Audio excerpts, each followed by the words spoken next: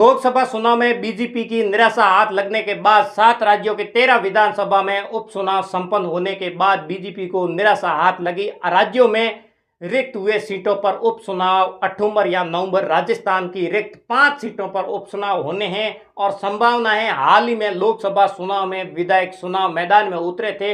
इनमें से 5 विधायक ऐसे हैं जो लोकसभा चुनाव जीतने में कामयाब रहे और 500 में से खींवसर से विधायक हनुमान बेनीवाल नागौर से सांसद हैं। झुंझुनू से विधायक रहे विजेंद्र ओला झुंझुनू लोकसभा सीट से सांसद हैं।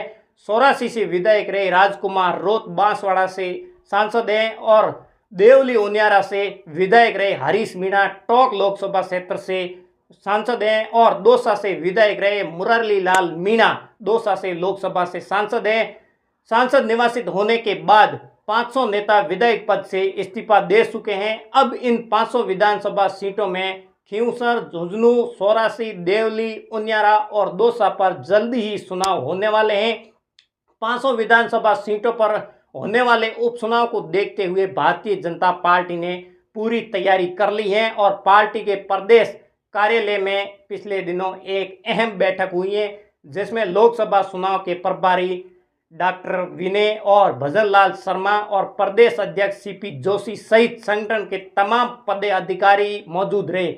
इन बैठक के बाद जयपुर में प्रदेश कार्य समिति की बैठक भी ली चुकी है और इन बैठकों के बाद 2 बैठकों के बाद होने वाले लेकर उपचुनाव को लेकर रणनीति बनाई गई है। पार्टी हाईकमान के प्रदेश नेतृत्व को चुनाव की तैयारी में जुटने का टास्क दिया गया है।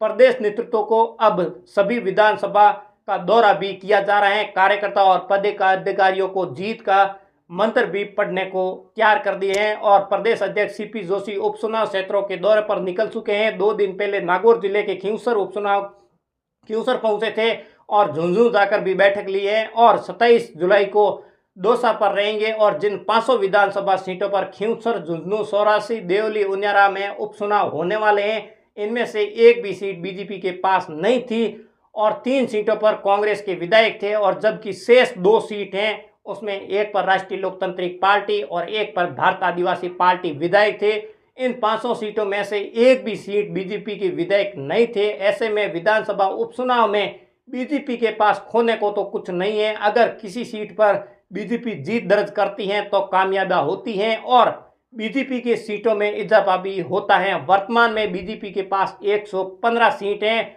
नवंबर में विधानसभा चुनाव 2023 में 199 सीटों पर हुए चुनाव में बीजेपी 115 सीटों पर जीत दर्ज कर चुकी है। कांग्रेस के प्रत्याशी गुरमीत सिंह कुंदर की निधन के चलते एक सीट पर उपचुनाव हो गए थे, उसको लेकर जिसमें गुरमीत सिंह किन्नर के बेटे का कांग्रेस प्रत्याशी की जीत हुई। हालांकि उपचुनाव की सभी 500 सीटों चुनाव जीतने के लिए पार्टी विशेष रणनीति बना रही है और पार्टी के वरिष्ठ नेताओं ने एक बार फिर मंडल स्तर और बूथ स्तर पदाधिकारी और कार्यकर्ताओं को टटोलना शुरू कर दिया है।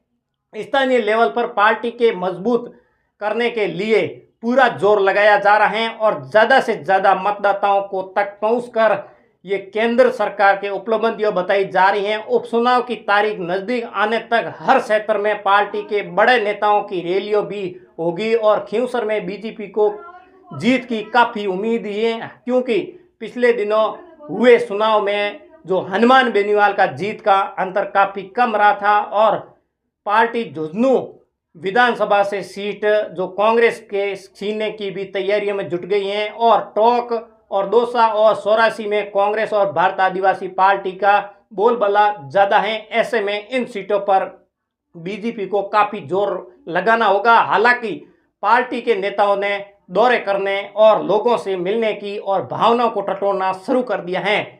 इस पे आप लोगों की क्या राय है? भारतीय जनता पार्टी 500 उपचुनाव में कितनी सीट जीत सकती हैं और कांग्रेस कितनी सीट जीत सकती हैं? आप लोगों की क्या राय है वो हमें कमेंट जरूर करें और वीडियो को शेयर जरूर करें। हमारे यूट्यूब चैनल को सब्सक्राइब कर दें और फेसबुक पेज को फॉलो जरूर करें और अगले नए वीडियो मिलते हैं। राम राम, नमस्कार।